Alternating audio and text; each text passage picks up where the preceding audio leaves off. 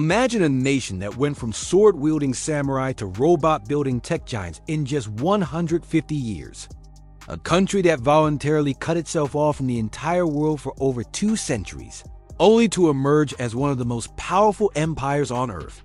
This is Japan, an island nation whose extraordinary journey through time has been shaped by volcanic mountains, divine winds, warrior codes, and atomic shadows. Today, we're uncovering the epic story behind the land of the rising sun. Hey, history lovers!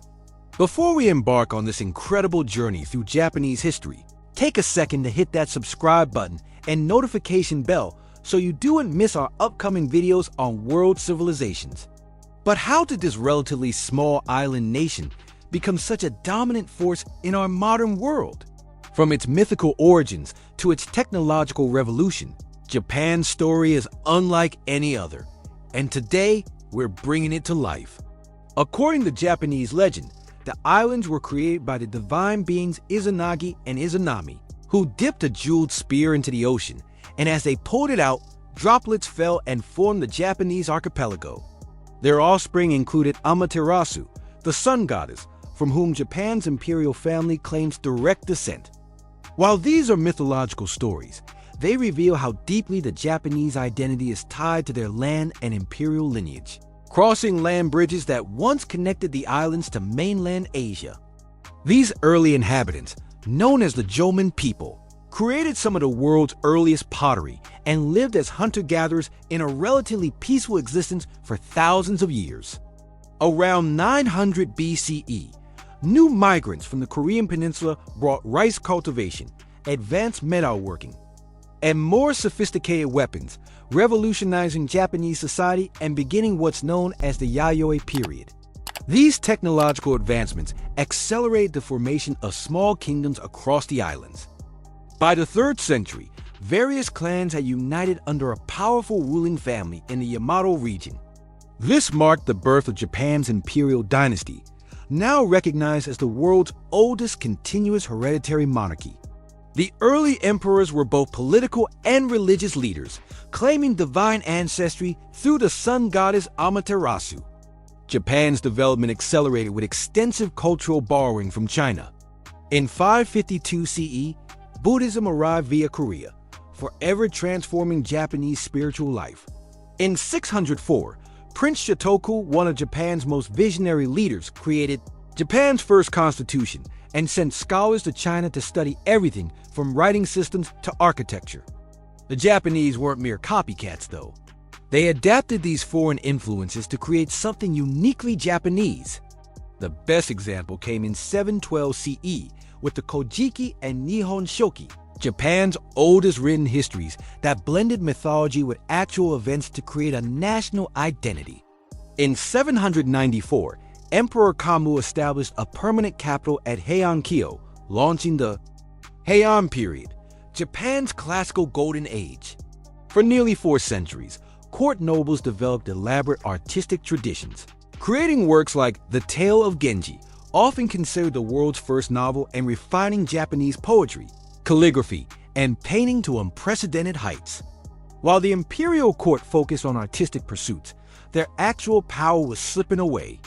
By the 12th century, wealthy landowners had built private armies of samurai warriors to protect their estates.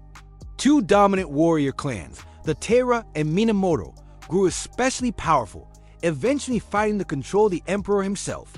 The resulting Genpei War would later be immortalized in epic tales and kabuki dramas. After 5 years of bloody conflict, Minamoto no Yoritomo emerged victorious. Rather than overthrowing the emperor, he established a dual power system in 1192.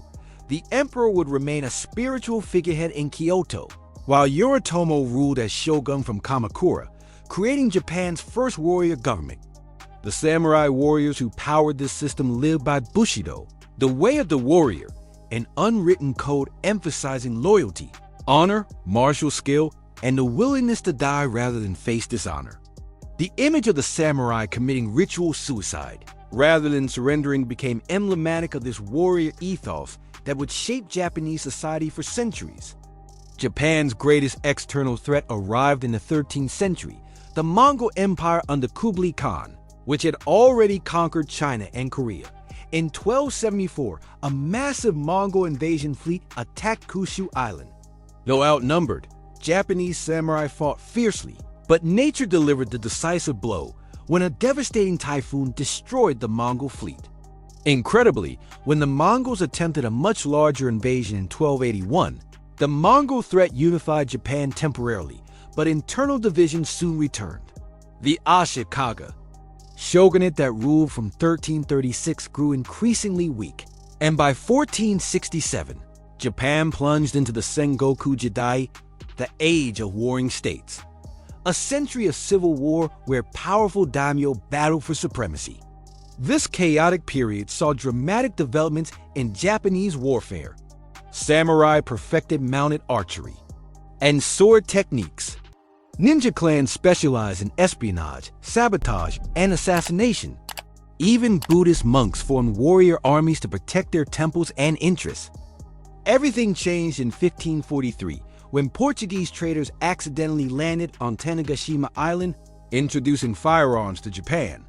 These weapons spread rapidly, transforming Japanese battlefields and helping launch the careers of three legendary leaders who would unify the fragmented nation. First came Oda Nobunaga, a brilliant and ruthless warlord who embraced the new firearms technology. At the Battle of Nagashino in 1575, his arquebusiers decimated the traditional samurai cavalry of his enemies, demonstrating that Japan's warfare had entered a new era. Nobunaga had unified nearly a third of Japan when he was betrayed and forced to commit suicide in 1582.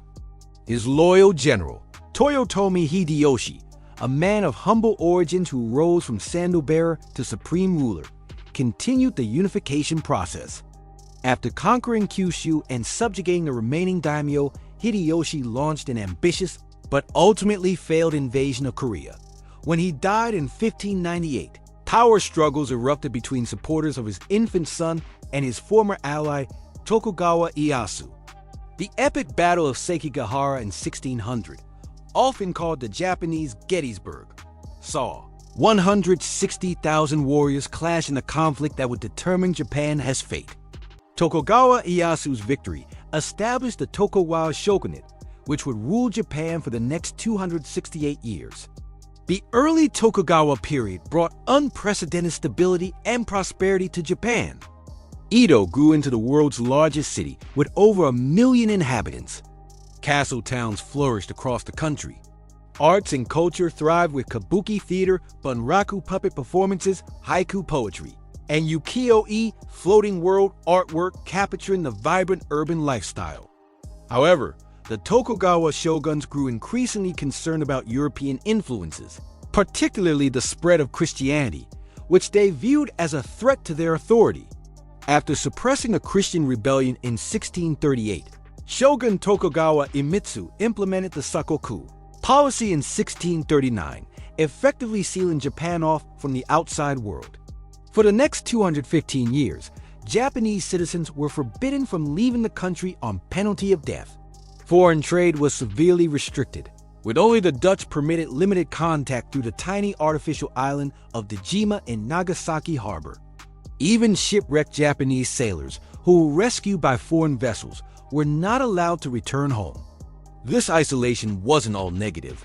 Free from external conflicts, Japan enjoyed an extended peace that allowed Japanese arts, theater, literature, and crafts to develop distinctive styles. Urban commoner culture flourished, literacy rates soared, and a national identity strengthened.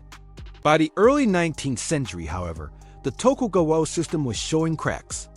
Agricultural production stagnated while the population grew. Famines devastated rural areas.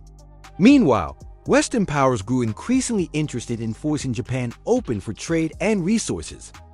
Japan's self-imposed isolation ended dramatically on July 8, 1853, when American Commodore Matthew Perry sailed 4 steam-powered black ships into Edo Bay, their cannons pointed at the city. Perry delivered a letter from President Fillmore demanding Japan open the trade and made it clear he would return the following year for an answer. This humiliation triggered a crisis that ultimately led to the Boshin War of 1868 to 1869, where imperial loyalists overthrew the shogunate and restored power to young Emperor Meiji. The new Meiji leaders faced an existential challenge: transform Japan from a feudal society into a modern nation-state capable of standing equal to Western powers, and do it before Japan suffered the same fate as colonized China. They adopted the slogan, "Enrich the country, strengthen the military," and launched one of history's most ambitious modernization programs. In a single generation, Japan abolished the samurai class, created a Western-style constitution, built a modern army and navy, constructed railroads and telegraph networks, established universal education, and developed modern industries. Thousands of Japanese students were sent abroad to learn Western science and technology, while foreign experts were invited to Japan as advisors. The results were nothing short of miraculous. Within 40 years, Japan transformed from an isolated feudal society into an industrial powerhouse. In 1895, Japan defeated China in the First Sino-Japanese War. Then in 1905, Japan shocked the world by defeating Russia, the first modern victory of an Asian power over a European empire. By 1910, Japan had colonized Korea and was recognized as one of the world's great powers. Empire and devastation, Japan's rapid rise continued. During World War I, Japan sided with the Allies and seized Germany's Asian colonies. The 1920s brought democratic reforms and cultural flowering during the Taisho democracy period. However, the Great Depression hit Japan hard, fueling ultra-nationalist sentiments. Military leaders gained increasing control over the government, promoting an aggressive vision of Japanese expansion throughout Asia to secure resources and create a greater East Asia, co-prosperity sphere free from Western imperialism. This led to the invasion of Manchuria in 1931 and all-out war with China in 1937. As Japan's expansion accelerated, tensions with Western colonial powers intensified. When the United States imposed an oil embargo in response to Japanese aggression, Japan's leaders faced a difficult choice: retreat from their imperial ambitions or secure new resource supplies by force. They chose the latter. On December 7, 1941, Japanese forces launched a surprise attack on Pearl Harbor, drawing America into World War II. Japanese forces rapidly conquered vast territories across Southeast Asia and the Pacific in the war's early months. The tide turned after the Battle of Midway in June 1942, and American forces gradually pushed back Japanese advances in a brutal island-hopping campaign. Despite facing inevitable defeat, Japan refused to surrender unconditionally.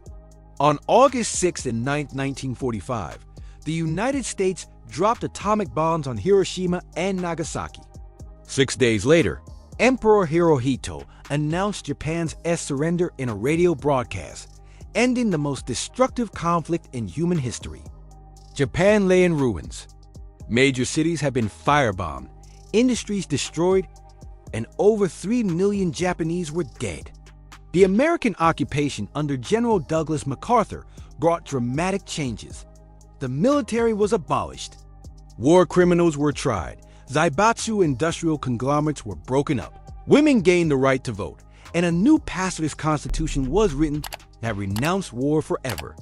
Rather than seeking military power, Japan focused entirely on economic reconstruction under Prime Minister Shigeru Yoshida's strategy. This peaceful approach, combined with American security guarantees during the Cold War, allowed Japan to direct all its energy toward industrial development. What followed was the greatest economic miracle of the 20th century. By the 1960s, Japan had not only recovered, but was experiencing double-digit growth. The 1964 Tokyo Olympics showcased a new Japan to the world. The 1970s and 80s saw Japanese brands like Toyota, Sony, and Nintendo become global household names. By 1990, Japan had risen to become the world's second-largest economy, an astonishing achievement for a resource-poor island nation rebuilding from total defeat just 45 years earlier. The economic bubble burst in the early 1990s. leading to what the Japanese call the lost decades of economic stagnation. Today, Japan faces significant challenges: an aging population, low birth rates, enormous public debt, and increasing competition from China and South Korea. Yet Japan remains a global powerhouse. It's a leader in robotics, high-speed rail technology, and green energy innovation. Japanese popular culture, from anime and manga to video games and fashion, shapes global entertainment. Japanese concepts like mindfulness, minimalism, and respect for craftsmanship continue to influence worldwide trends. From mysterious origins to samurai warriors, from isolation to empire, from atomic devastation to economic miracle, Japan's journey through history stands as one of humanity's most remarkable stories. A nation that has constantly reinvented itself while maintaining its unique cultural identity, Japan continues to fascinate and inspire the world. If you enjoyed this journey through Japanese history, please smash that like button and share this video with friends who love history as much as you do.